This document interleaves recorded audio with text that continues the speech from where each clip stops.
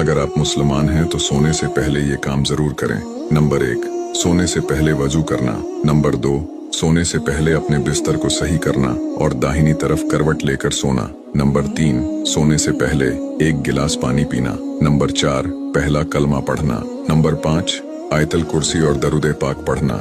Number 6, सूरह फातिहा की तिलावत करना। नंबर 7, 3 बार सूरह इखलास और 3 बार सूरह नास पढ़ना। नंबर 8, 10 बार अस्तगफार पढ़ना और बाद में सोने की दुआ पढ़ना। नंबर 9, सोने से पहले सबको माफ करके सोना। हर रात हम एक दूसरे को गुड नाइट के मैसेज शेयर करते हैं। आज ये वीडियो शेयर करें। अगर आपकी वजह से किसी एक ने भी इस पर अमल कर लिया तो उसका सवाब आपको भी मिलेगा।